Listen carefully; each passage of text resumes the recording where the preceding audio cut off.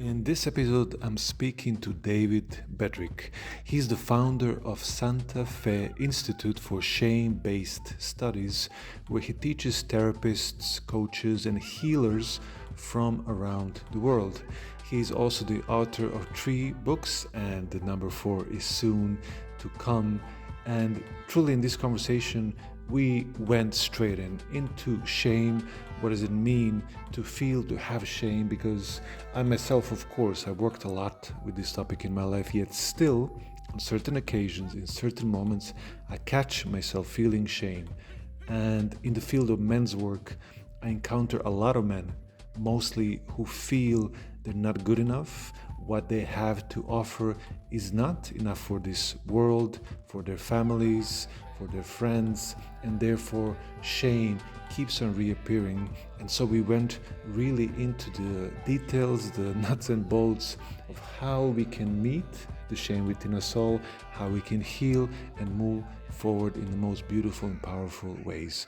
So enjoy, sit back, and listen to this beautiful episode with Mr. David Bedrick.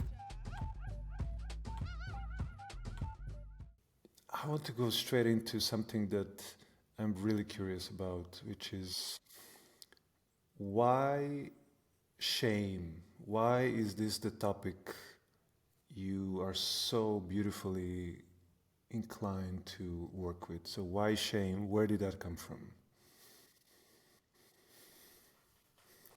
I have two answers to that question, and they're both important to me because whenever a person has a path that they're following, I'm following the path of learning about, studying, teaching shame, then there's usually a story, a personal story, and then a vision, right? So I have a personal story of growing up in a home with a father who used fists and belts to express his rage.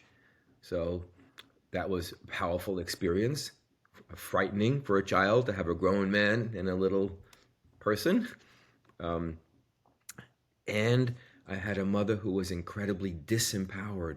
And that meant that she had to say things like, that didn't happen, nothing's going on, don't make up things. She had to deny what was happening. That was the only way she could cope. And I internalized my mother's way of seeing violence. So if you mistreated me, I would think, what's going on? Why am I so upset? How come I'm acting hurt? I wouldn't believe my own experience. Does that make sense? I mother myself the way she mothered me, inside. I deny my feelings. I act like things aren't happening that are happening. Mm-hmm. I ended up calling that shame, that internalized view. I don't believe myself. I don't trust myself. So that's part of my own story, leads me to want to understand that dynamic, right? And then as a vision, I see shame not as only a feeling, but as a master variable. That means when shame enters, it's not only I feel shame, it means I don't believe and trust in all kinds of things. I don't believe in trust in love. I don't believe in trust in animosity. I don't believe in trust in my feelings. I don't believe in trust in my life path. I don't believe that I have a gift. I don't believe I'm beautiful. I don't believe I'm gifted. I don't believe anything in myself. So in that way, it impacts the person so deeply that it cuts one off from one's life force in general. Other feelings don't do that. If I feel guilty, oh, I feel bad about something, but it doesn't cut me off from all of myself. But shame does that. Yeah, so that makes me want to study and have an impact on that.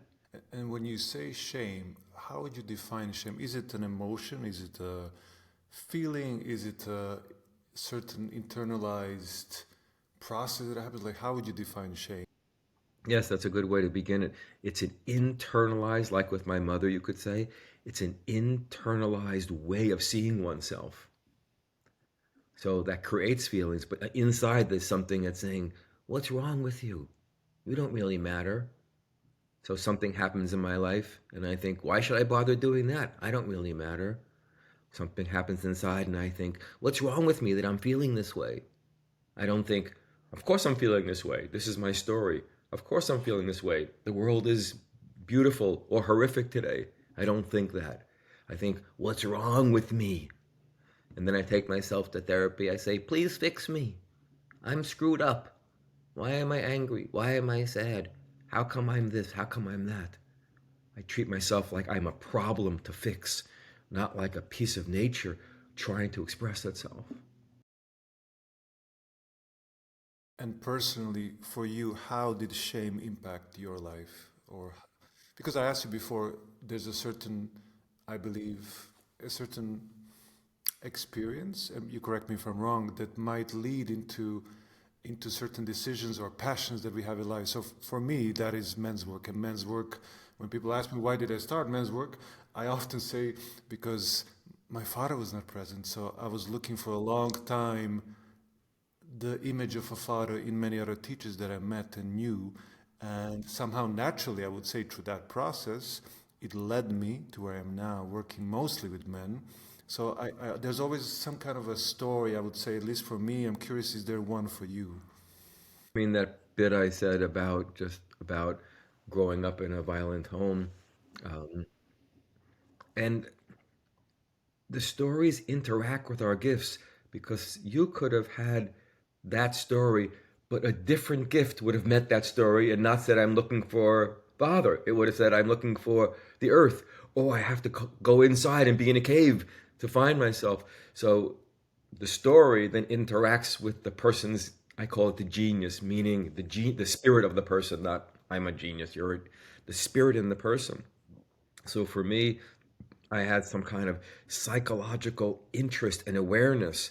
So that meets my story and says, what's going on, right? Somebody else says, I meet that story and I want to be an activist. And somebody else says, I meet that story and I don't want anything to do with that. I think I'll be an accountant.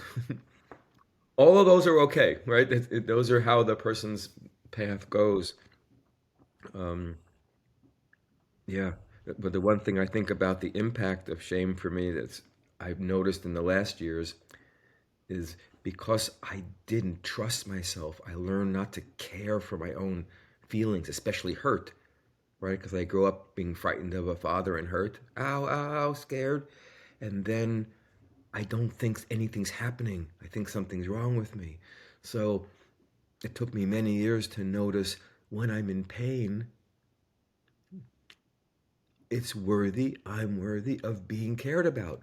If I got hurt by somebody, oh, that hurts. Maybe I need to care for myself or take a day or call you and say, hey, can I talk to you? That was a really hurtful thing that happened to me yesterday. Or if I have a headache, I could close my eyes or take an aspirin. I'm allowed to care for my hurt.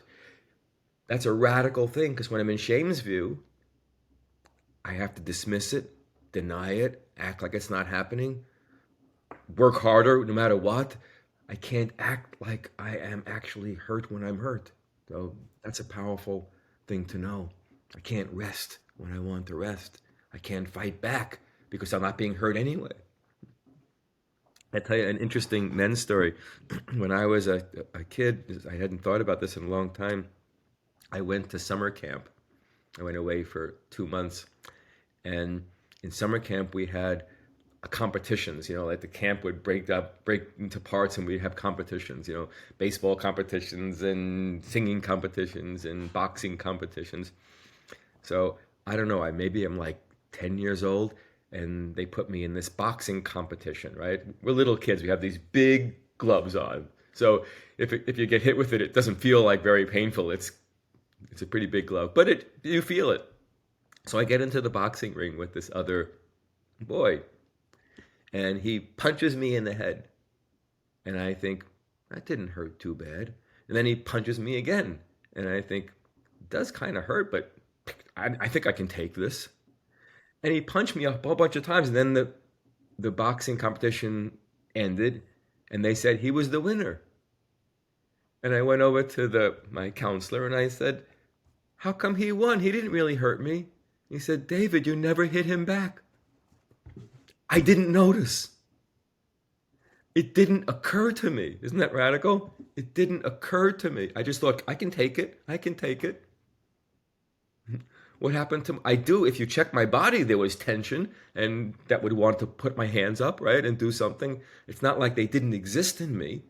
If you said slow down, feel your body, what's going on? I would say tension in my gut. Can you show me the tension? I would show you my hand. So the energy of a punch back, a fist, a defense would lives in my body. How come it doesn't rise up and express? Shame enters so well that I don't even know that I have that inside of me. I'm out of touch with it. It goes into the shadow, we would say in psychology.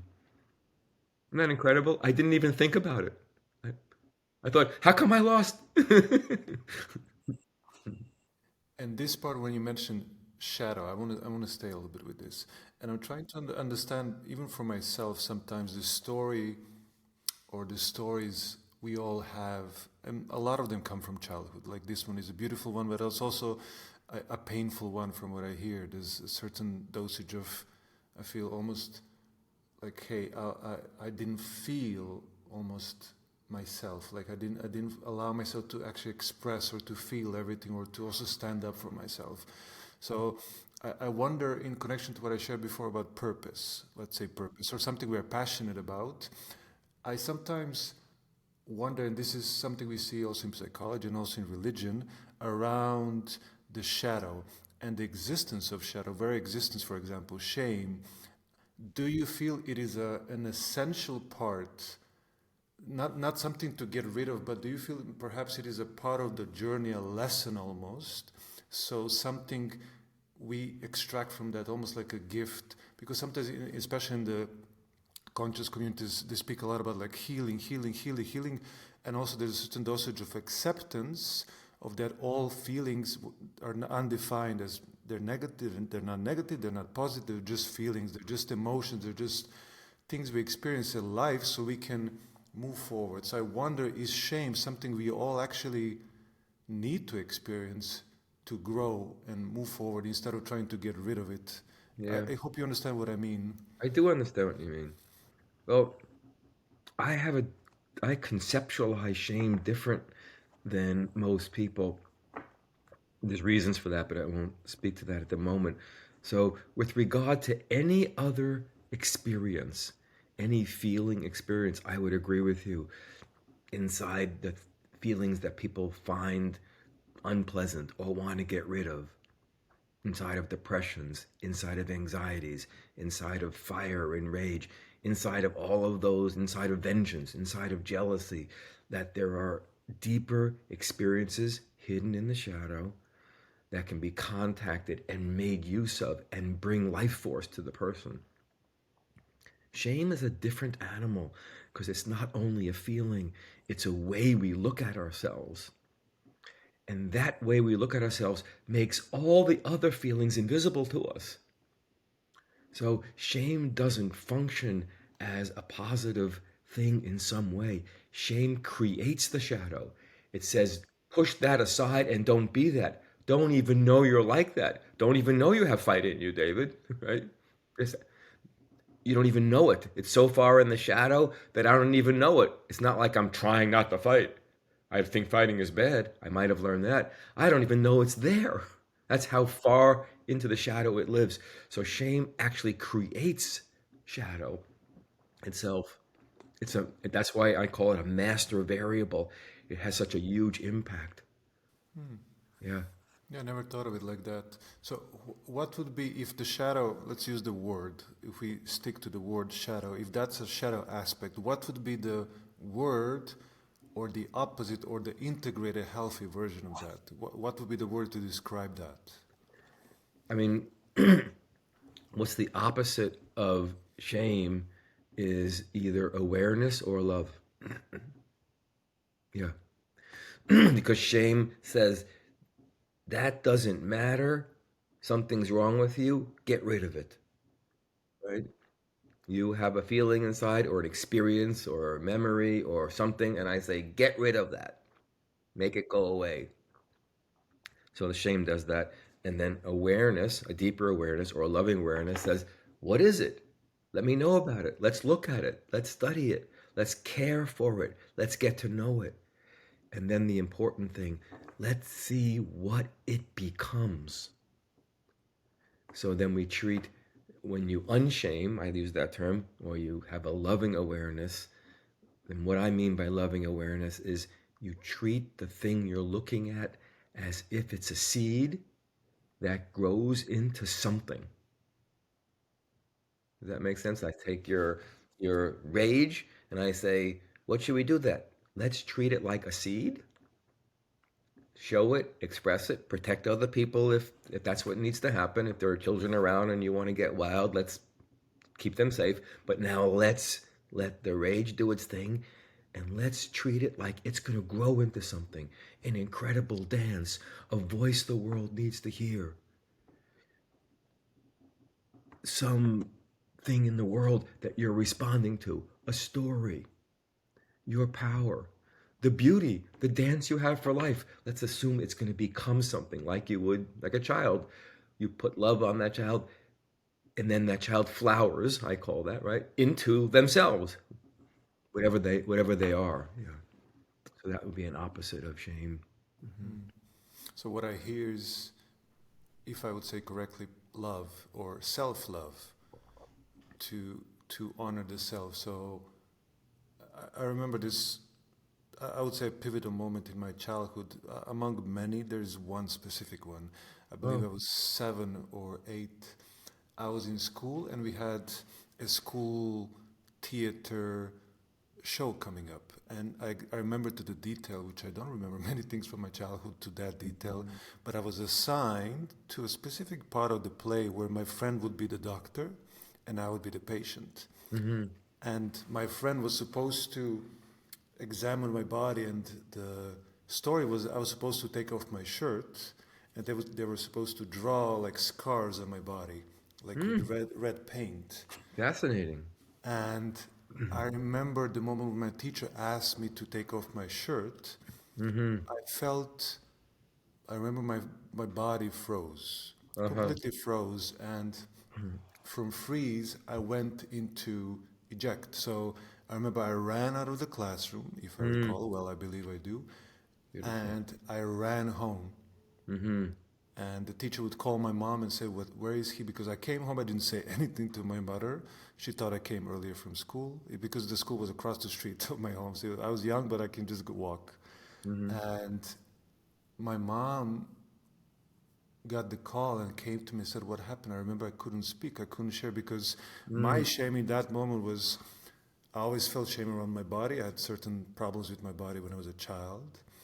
And to take off my shirt in front of everyone Mm. and be the patient, be the one with the scars, Mm-hmm. I felt immense shame to do that. So it was so strong that I remember I said, no, I'm not going to do it. There was such a strength in me. So what they did in the end, the only condition I decided to do it, I kept my shirt, but I put paper on with drawn scars. Mm. And Brilliant. and I did the show and I did it the best way I could, of course. But that, out of so many memories of my childhood, I remember stuck with me of of the deep shame I had to be seen in that moment Gorgeous. with my body, with whatever that body is, because I didn't love my body. I do remember that. I was very ashamed because I was skinny. Mm. Other kids were making fun of me. I have a big head, so I look like a lollipop. So I had all of this, I would call it simply shame around who I am. Mm-hmm. And I do believe that stuck for me for so long Yes. that I see now that in my teenage years and after I started to train things probably unconsciously or subconsciously, it started to build my body, to train, to make my muscles, to grow my body, to look certain way Beautiful. so I can flip that scenario within myself. And I don't know if that was a medicine or a solution Yeah. for me in general, but I do feel there's this. It's interesting how it's stuck like a glue. This sense of shame for so long. Yeah. Yeah. The shame happens. This goes back to your idea about the shadow. Shame happens and often wraps itself around parts of us that are extraordinary, extraordinary, the ways we're not like other people, the ways we're not normal and ordinary. Shame usually attacks that spot. And the reason why it's so important then to look at the shame, because if you take off the shame, you don't find just anything. You find the person's extraordinariness. Like for you, your body and the way it comes out and the way you express and the way you dance. I've seen some of your dance on videos. So the body becomes a whole way of living. It's a gorgeous thing. It's not only a compensation for what happened. That will get me over that pain, but it will help you become yourself. So then you have a life path that's hidden in that story. The life path of exercising your body and showing up for men in a physical way, in a bodily way also. And then the story has two other beautiful parts of it. Showing up naked. I'm putting quotes around the word naked because that may mean physically, but naked could be showing who you really are. That makes sense? I would be more naked if I would express the deepest feelings inside of me. That's also a nakedness, showing who I really am. And then showing your scars. The story has a child, their path is too much for them to live just yet. That makes sense. They're too young to do all of that. But over the lifetime, showing up naked in the body and showing your scars as part of the medicine you have, not as part of your wounds, but part of the medicine. I'm a man who has scars and they're beautiful. Let me show you. So that's a life path in that story. Shame could hide the body, shame could hide the nakedness, and shame could hide the path of showing the scars and the medicine you have to give to the world. Isn't that incredible? So we unshame, we find your path. That's a very important path. Yeah. Why do you believe or know why children, specifically now since we're in that team, why do children, if I'm using the word properly, shame others? Or for example, bully. When I think of bullying in school, like I had a lot of bullying around me and shaming me, like I mentioned, for my body, for my looks, for my because my family was also poor, we didn't have really money for much. So why do you believe children specifically shame other children? Is it something that it's in, like, does it shame come from learning from others, or does the shame come from inward somewhere, even for children? So there's two things in the bullying situation. So you have a child who's being picked on or beaten up or teased or ridiculed. That comes at the child, that energy. That alone doesn't shame the child. It injures. It'd be like if I punched you in the face, it would injure you, it would hurt, but it wouldn't shame you. It would just be like, ouch. But then if there's a lot of people around you, let's say I hit you in the face and you say, ouch, and then there's a whole crowd of people around and they're saying, oh, that didn't hurt. I didn't see him hit you. What are you talking about? Give me a break. You can't take that. So you have the injury, right? The punch, and you're injured, you hurt.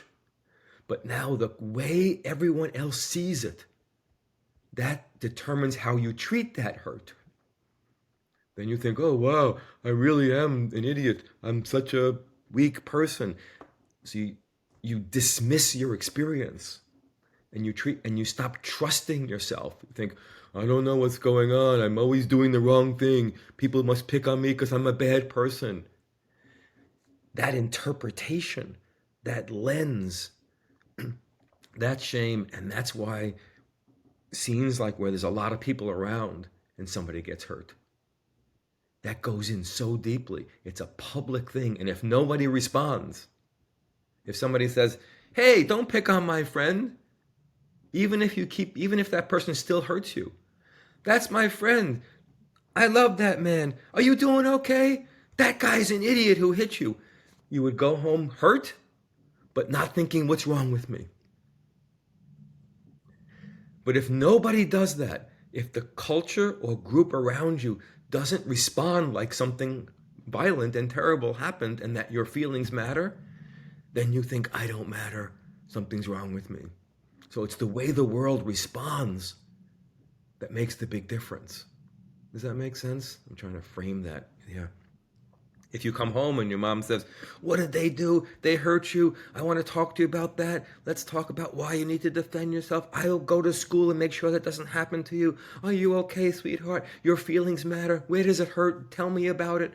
If I treat you like that, shame is not going to enter. You will be hurt. Maybe you have to go to the hospital. Maybe they broke an arm. You're injured, but you don't think, "What's wrong with me?" You think there are people who hurt other people. Your psychology is safe. No shame is entering your system. Yeah. There's an incredible story that Maya Angelou, I don't know if you know Maya Angelou, she died some years ago, 4, 5, 10 years. I'm so bad with time. And so she was raped as a young girl. I think she was 7. I always get something around 7. And after the rape, she was thinking as a child, should I tell anybody?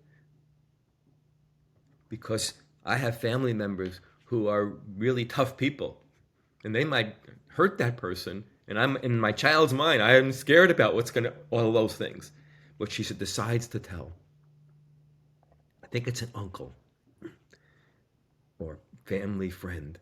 And 2 days later, there's a knock on the door, and it's the sheriff, the police. And they find the man who raped her, kicked to death. He's dead. And she decides in her child mind, I killed this person. I caused that death. You could see why a mind might think that. In a way, there's a little truth to that. It's not the same truth of she's a bad person, but in a way, she's part of that. She didn't speak for 5.5 years. She wouldn't use her voice. She only wrote notes. They didn't know what to do with her. They sent her to her grandma's house because her grandma was wise. Grandma said, "Don't you worry, one day you'll speak and you'll be a great teacher." That's what grandma said. Can you see the love? I believe in you. I even believe in, I'm not going to try to get you to speak. I believe in that. So she would go to school, and at the new school year, the teachers would try to get her to speak because they were like, they don't know anything about her. And this one teacher humiliated her in front of all the other class. You're this, you're that, you're stupid, whatever. Bullied her, put her down in front of all those people. So she went home crying.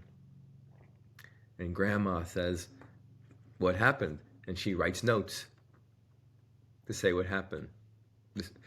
And grandma gets on her school clothes, goes to the classroom in front of all the students, goes up to the teacher and smacks her in the face in front of everyone. And then she says, "I'm sorry, I shouldn't have done that. But do you have grandchildren? Maybe you know how I feel." She does that in front of Maya, in front of the whole class where the whole thing happened, right? In front of the same community of students, right, where it happens. Then takes Maya home, spends 3 hours making her favorite cake. And this is what she says: "What I did for you today, that will never make up for how you were treated. Never." Whew. Now, that lands in her. She still got hurt, but no shame because her psyche is restored. I know that was bad. Someone should have protected me. Someone should have hit that teacher back. Someone should care for what happened for me and tell me how worthy I am.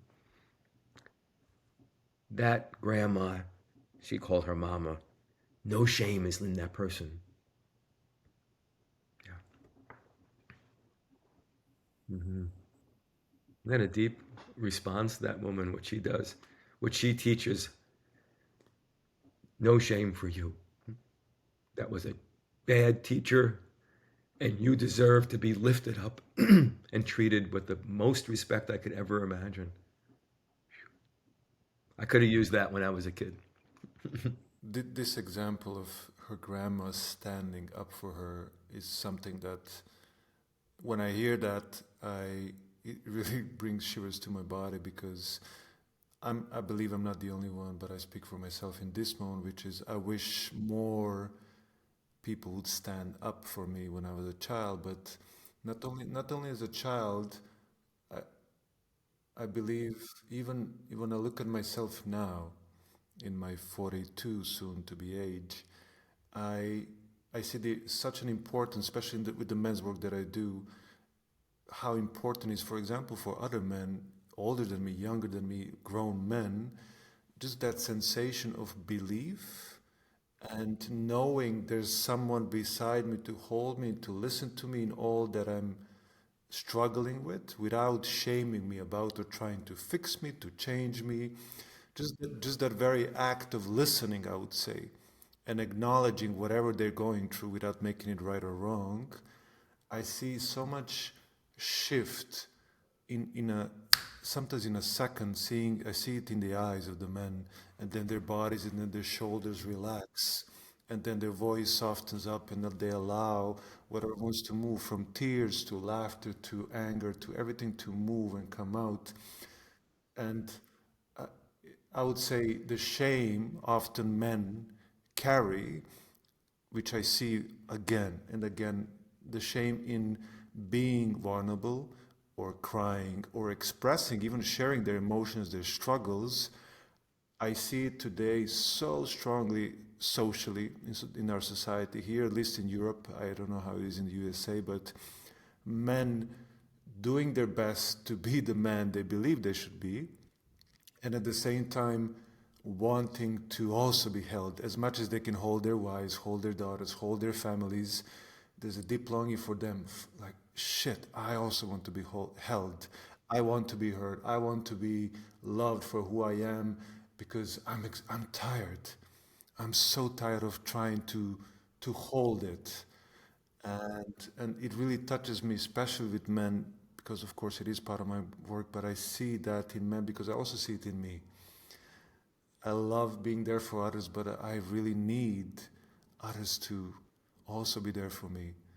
So I'm curious, what do you, specifically now for men, grown men, how do you see shame in today's society where we're at? Do you have a vision or understanding or perspective on this topic? Yeah. I'm just touched by your scars. You're saying, I have my own needs, my own vulnerability, my own wounds, and I, as a man, also need to be held. That's such a gorgeous thing you're doing and saying and modeling. I know that's not, you're trying to model that, but that's what makes it so authentic.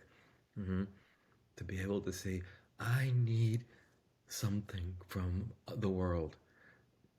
Respect and stuff, great, but I need tenderness, firmness, strength, power, protection, holding, care. I need.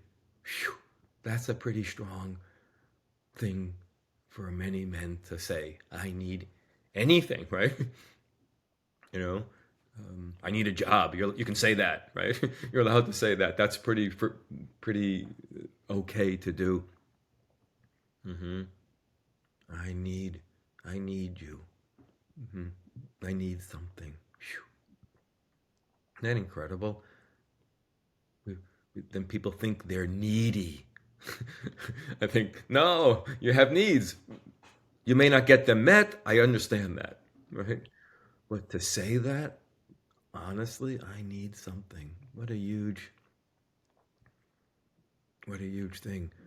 I don't have to buy into that false myth. I have to be tough and endure. There's good things about being tough and enduring.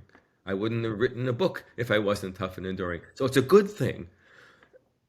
And there are times to be tough and endure, as you know, and there are times to not be tough and endure.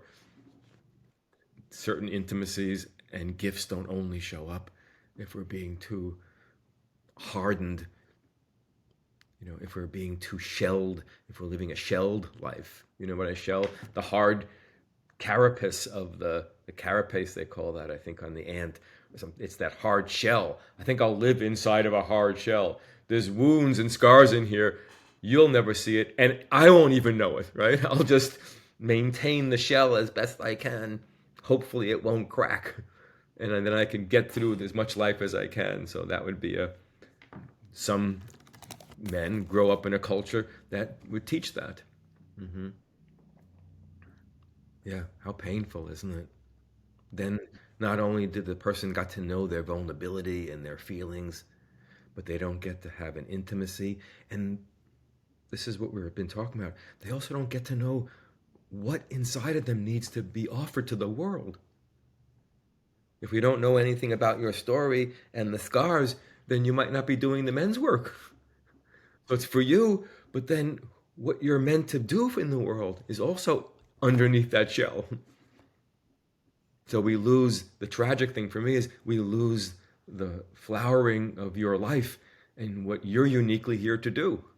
You make men's work and father things and fathering out of that. I make shame out of that. And somebody else makes music out of that. And yes, all of that, we want that to happen. That's a world I want to live in.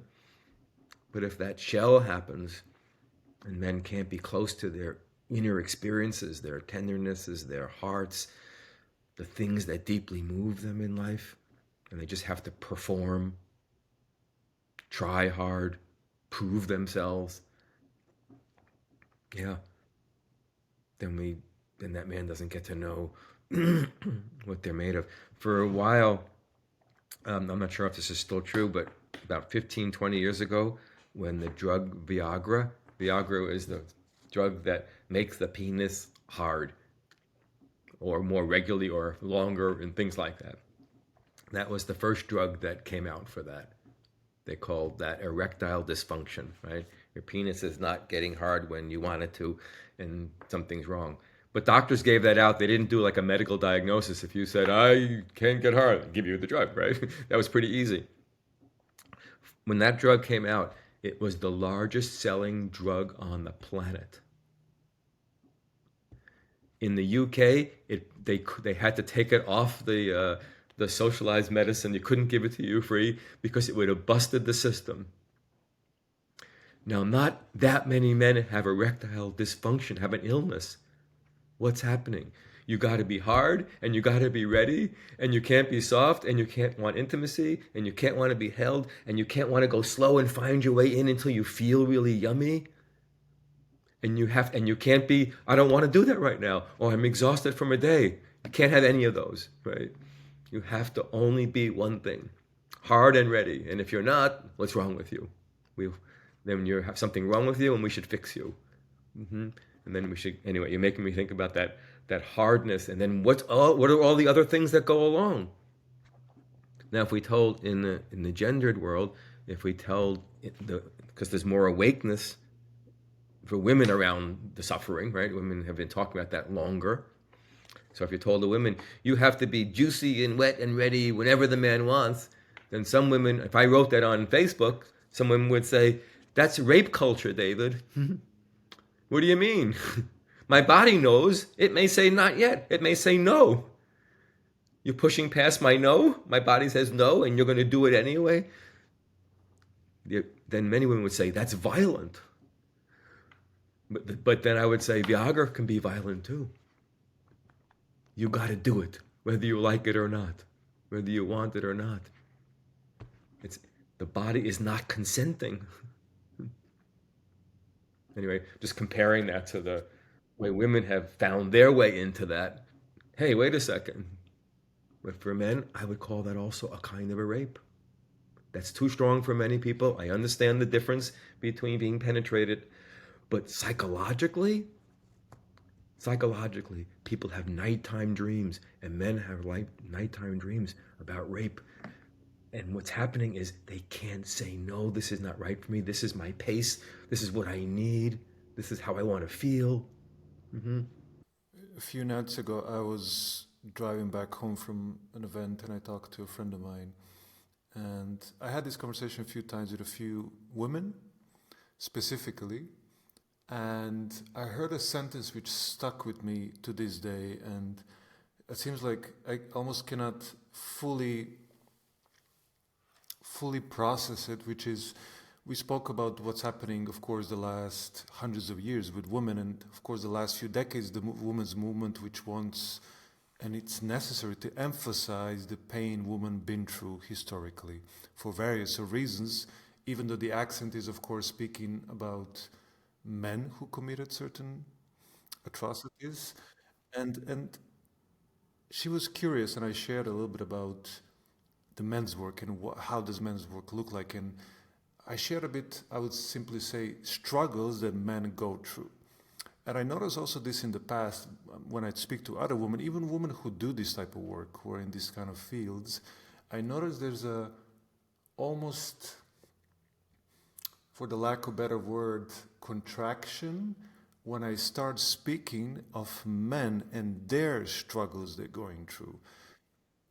And her sentence was, she said, I understand what men are, she said, I think I understand what men are going through. And I gave examples of the daily struggles men go through all the time. And she said, I understand, I have compassion. And she said, and this is the sentence, I don't think I and the society is still ready for that conversation. And it really struck me very strong. I noticed I kind of contracted in my solar plexus. I was like, oh, so not to make men victims, but because of the field, at least that I'm in, and also personally, I would say, when is the time? When is the time for men to receive that voice, that love? We speak from the beginning of this conversation, which is, I would say, the opposite of shame. When is the moment that we can talk about men also struggle? Men also need what I said. Men need love. Men need touch, attention. We need care. We are exhausted for trying to be hard all the time, trying to hold, trying to be there for whoever we need to be there. So when is the time that we can not step away from the conversation that women also need certain things, not to step away, not to put it aside, but to also include that men also need these things. So this stuck with me, and I know I kind of almost there's a certain agitation in me, almost like I want to defend men or defend my own need, like this is what I also need, like when is my time, when is our time? And it even brings me to tears to a certain point, like when is our time? Yes, it's beautiful. Yeah. Your tears know something of the answer, which is something like, with this person at this moment, it's not my time. At this person, this, but in another moment, and with another person, it might be. With you and I, it might be. With your men's groups, it might be. With a different woman, it might be. I'm not putting her down, by the way. I'm not thinking she should get it together. What she's saying, I don't know what she's saying. If she were saying that to me, then I would think inside, David, what she's saying is, please know that I'm not going to open further for your particular pain. You can argue with me about it, but you should know that that door is not going to open. That doesn't mean now if there's shame there, then I think, oh, I'm wrong. What's wrong with me? I should learn better. Why am I doing it wrong? If there's no shame there, I think this is a painful spot. I see the person, I respect who they are. They say no. And I feel the pain of that, like your tears show. And I don't think I should try to change that person, because I see they're showing me who they are. They're being pretty clear. If they're saying if they're saying something else, maybe they're open. But then I kind of go, okay, I see. I'm looking at a person clearly, and they're telling me who they are and who some other women are. And what does that mean for me? That means I have tears. That means I have feelings. That means maybe I need somebody else to talk to, or I need to create a movement, or I need to father other men who have similar feelings, right? Then your life path proceeds from there, from that particular pain. Yeah. Yeah, and I do want to add just one note, important one, which I didn't add in this story, which is that was part of the conversation of the whole. And her personally, she was very open to. We had a long conversation about this. So we had a beautiful interaction. She shared her perspective, mine, but the piece she shared, it was not it was not that. Maybe in that moment she was very open with me, but as a general theme, as a conversation, I do feel she was in some way reflecting of what is the voice of many other, is a as a collective, because often the individual and the collective, of course, there's the energy that intertwine, and that hurt me. It's not even her. It's not about her words, but that part part for a moment just there was such a contraction in my body of like we also want to be heard.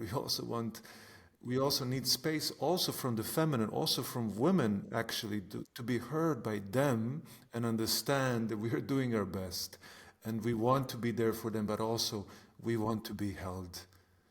I hear you totally clearly, and thanks for making that clarification. Yeah, she's speaking. She's a representative. She's speaking for a group of people. It's not only her voice. It's not every woman's voice, but it's not only her voice by a long shot. It's a role in the field. It's a powerful and important part of what women are now. Some women are coming to, and that's an important growth for some women to say. For some women would say, I'm not, I've been open to you. I've been caring. I've been emotionally available. I've been caretaking and loving and supportive.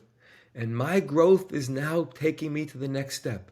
And the next step is not the forever where it goes, but my next step is to say, I can no longer only be there for you. I'm going to tend to what my own feelings are. I'm not going to be your arms and lover and emotional carer. I'm not going to do that. That's my step. That's a growth step for me. I'm speaking, that woman might not say it that way. That is part of the growth. Because I used to be like, I have to be there for you no matter what. I didn't feel like I had that choice. So my freedom is involved in saying, I can't do that. That doesn't mean it's right? I'm not saying she's right. I just think that makes sense. That many women would grow in the direction of, I'm going to be less what I was socialized to do. Be a loving bosom and hold you and hold children and hold the world that way. I'm going to be less like that for 10, 20, 30 years of my life, and maybe a generation or something like that of the movement. And that's a good step for women to take. I would support that. But that doesn't mean that it doesn't injure men, right? I'm not saying it doesn't injure. I'm just saying I understand that as one part of the conversation. And then what do you do with that? How do you respond when that woman says, this is part of my life, the flowering of my femininity and my womanhood is in saying no to you? What do you do now? Yeah, yeah. What do we do as a collective? Because I'm curious, what do you, in connection to shame because now we are speaking of the collective. One is often the voice of many, and how would you describe collective shame? How do you perceive collective shame as, and it can be described in many ways, but I'm curious, how do you see collective shame and how does it connect? It's a huge question. I mean, in this example, if men collectively, many men have a lot of shame in them, then they'll be in that interaction and they'll walk away not only feeling tears, oh, that's painful. I wish she could be open. I see she can't. But it's also the need in me still lives, and the pain and sadness and grief of that arises. I would say no shame. That just looks like a good, normal, healthy. That's what comes out of you. Looks good. But if you walked away thinking, I have to be tougher. Why am I always putting my needs to other people? What's wrong with me? My feelings really don't matter. I should only be there for women. If you walked away with the second part, and many men wouldn't, then shame would dominate. One guy says, this is the pain, this is the grief, this is the sadness. What do I do with that? And the other man says, what's wrong with me? Why am I needy? My feelings really don't matter. I need to learn to be there and put myself away. That's the shame. That would be the shame person. That would be a collective kind of shame. And people can't handle that. If the men walk away with that, they're going to have to fight and hurt somebody, whether that's that woman or not. They have to say, I can't tolerate you being that way to me. Because they can't, because shame is intolerable. Shame erases the entire person. So that's really painful. So the shame then will make that interaction more violent. The man can't grieve, still believe his need is important, find where it's going to do, where he's going to meet that. The man can't do that. He just feels, what's wrong with me? And that's not tolerable. Then he has to fight with her and convince her she's wrong. That won't go well. That conflict won't go well. It happens plenty, but it won't go well. So the collective shame happens when collective injury and wounding is not witnessed.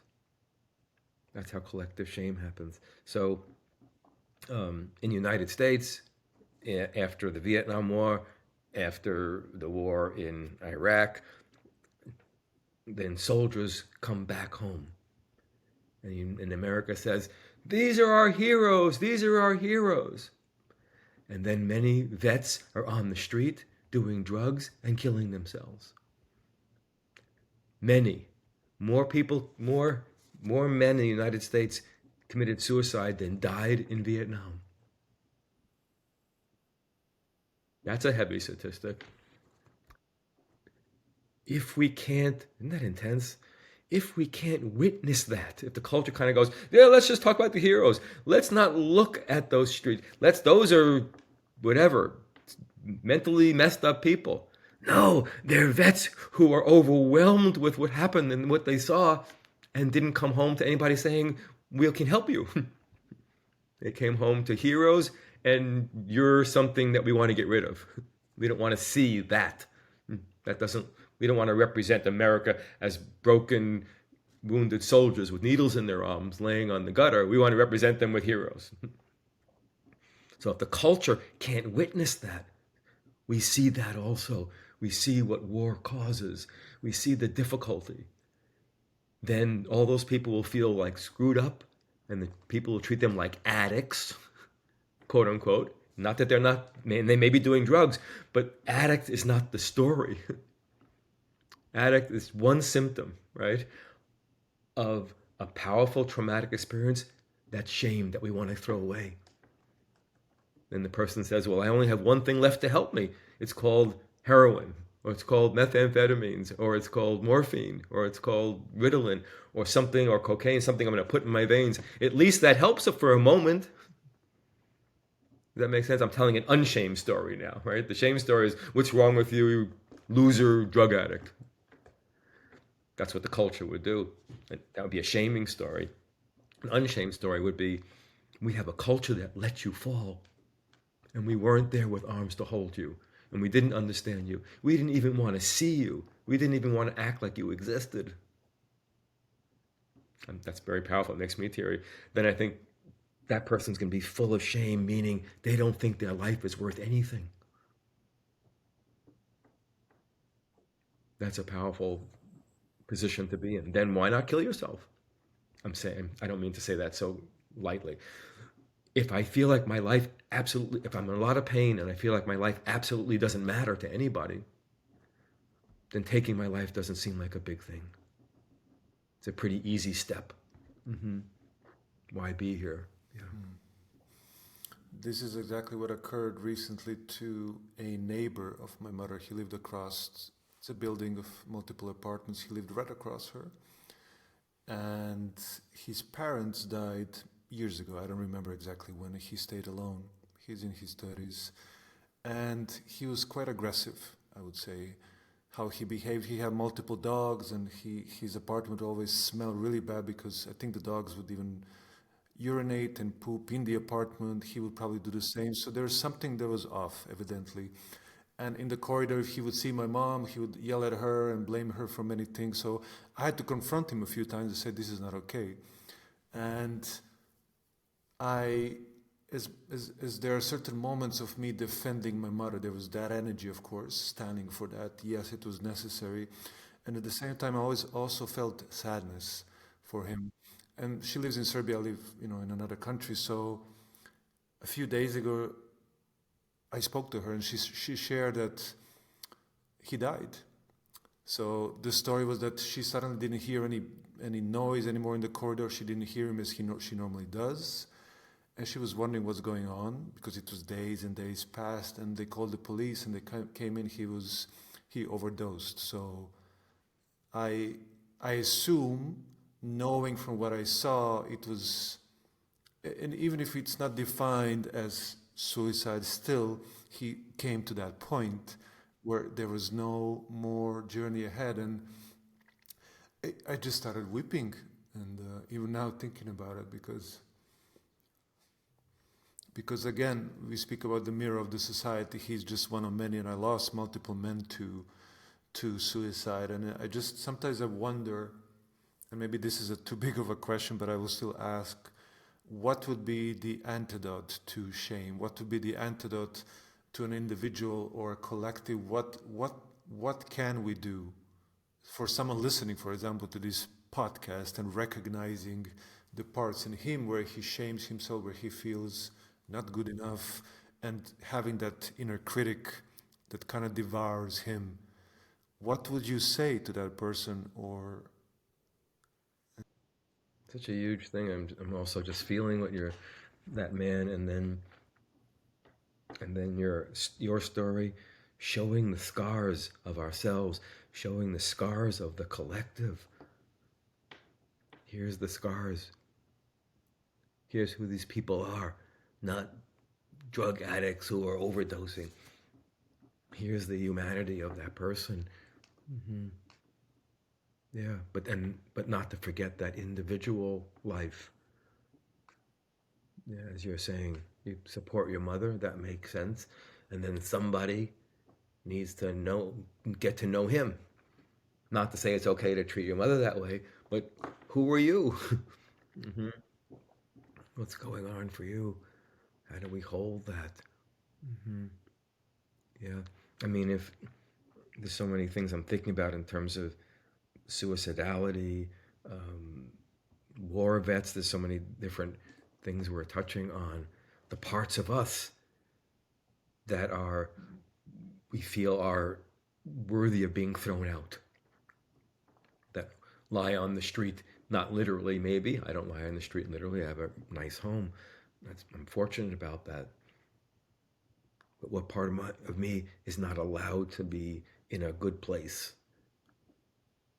Thrown out, not worthy. When I wake up in the morning, what should I put away so I can be David? Is it my fear?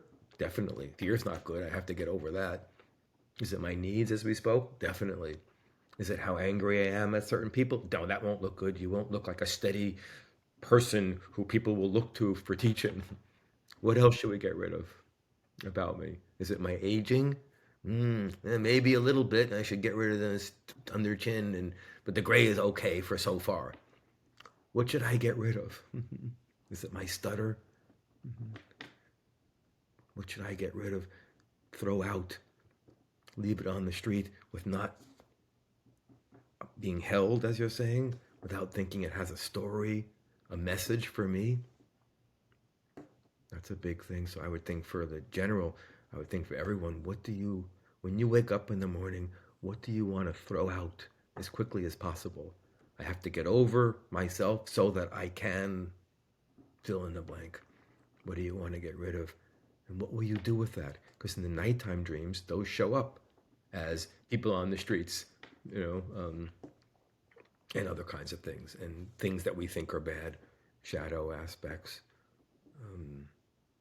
Anyway, I want to tell a longer story, but I won't have time of working with war veterans, because I was invited to work with a whole group of people, but I worked with individuals too. The stories are amazing and so powerful. I had no idea some of the details. I had a general idea, but I didn't know the details. I'm thinking of a man who couldn't walk into a store because he couldn't let people walk behind him, because he would freak out. Like, if you're walking behind me, that's dangerous. I can't see you. So he couldn't walk into a store. He couldn't go to a ball game with his child because he couldn't sit in a place with that kind of noise without being provoked. He couldn't go to sleep at night with the door open, because if his child came in to wake him up, he might grab the child violently. Make sense? Like, what's going on, right? He's still in that mindset. So he can't allow certain things to happen. Makes me weep. Just these little moments that wake us up, right? Oh my gosh, the implications are so huge, right? He might hurt somebody because because he doesn't know what's happening. Is there somebody trying to hurt me? He doesn't know that. And then the culture doesn't think of that story, right? What are you going to do when you wake up and your child touches you and you're still haven't come home fully yet? The culture doesn't witness that, doesn't say, oh, I see that. Go home, have kids, get a job, right? Anyway, but the suicidality is a deep question. I've worked with a number of people who are suicidal, and it's profound. Mm-hmm. Yeah, not mattering is profound. Wanting to die, it's deep. Wanting to leave this world.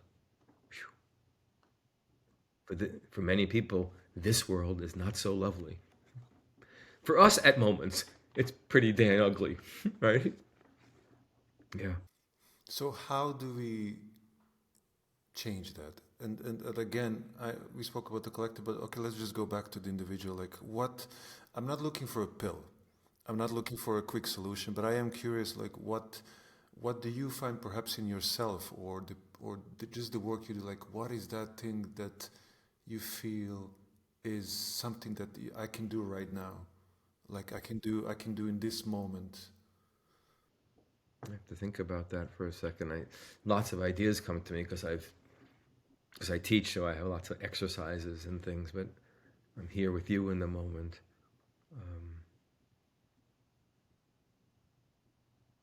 Yeah. I mean, the things I'm thinking about based on our conversation, and I'm not just saying that because of the conversation, but they touch me. For men, saying the words "I need," fill in the blank, and saying that to somebody, I think that's powerful. I need, taking it seriously. I need. And I think what you're doing is so gorgeous. And in the story, can you show some of or a little bit of your scars to another person? Not with the sense of, here's what's wrong with me, here's why I'm screwed up, here's why I'm not good enough. But just saying, here's my scar. This was the violence that left inside of me. This is the way I mother myself and can't see myself. This is the way I still care about the man who I had to protect my mother from, and my heart still weeps for that. Can we show the scars that we have? Here's the time I didn't get hard. Here's the times to tell those stories. Show that a little bit, not with the shame. This is what's wrong with me. Let me tell you how bad a person I really am. But with a sense of the vulnerability, or get somebody else who can hold that without thinking, oh, that's terrible. That's a huge thing. That sharing is a huge thing. I know when I work with people who bring addictions to me, I always say, I want to know what it's like. I'm not condoning. I'm not thinking, oh, good, risk your life. And they always look at me like, what do you mean? I'm like, what's it like when you put that needle in your arm with cocaine and Ritalin in it? A client once, years ago, told me that's what they put in their arm with a needle. What's it like? What happens to you? What's it feel like? I want to know what it's like for you to be you. As opposed to, here's the answer, what you should do. I do want that person to not take their life. I don't want them to die. I want to help them find other ways of living. But if we begin by wanting to know, it's enormous difference. Yeah.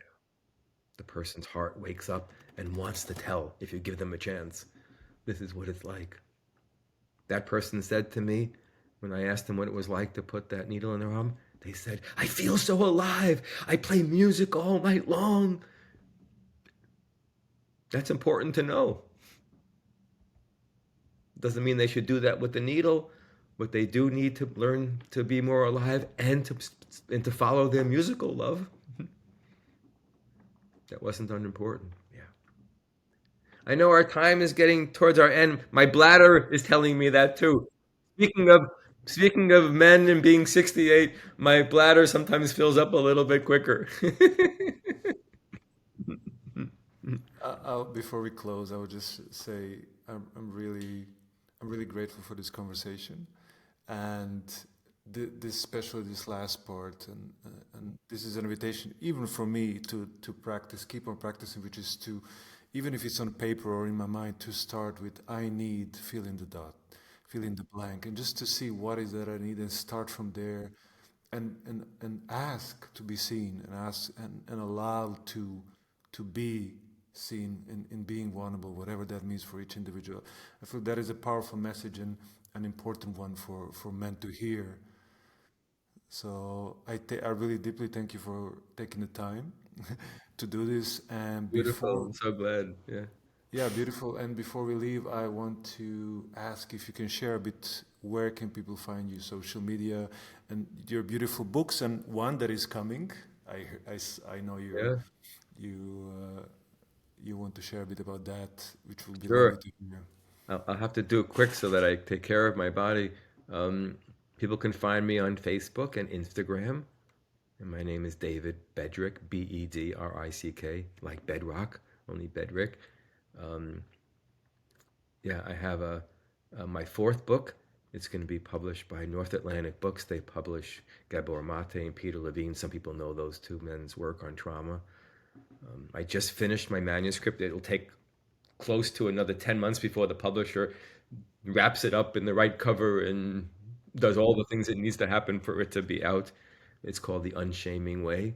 So I'm really proud of that. That was a big lift um, for me to dedicate a lot of time and energy and to. So yeah, This thanks for podcast is asking. called He Who Builds Bridges, and I do want to honor you for your work because I do see very clearly how beautiful your bridges are, which allow people to go and reach a certain place where they feel more themselves, and really, I really want to deeply honor you for that, and thank you for doing the work that you do. It's so important. So, yeah, I would like to Thanks, close brother. with that. So good to see you. I'm glad I did. I'm glad we were having the time. Yeah, I don't make a lot of time for these days because I got a little exhausted, as you were saying, from doing a lot of things. But I love you, so that makes all the difference. Yeah. Yeah, same here, but I love you, and we're definitely gonna do this one more time, another moment. Okay. But I wish you a beautiful day until then. Okay.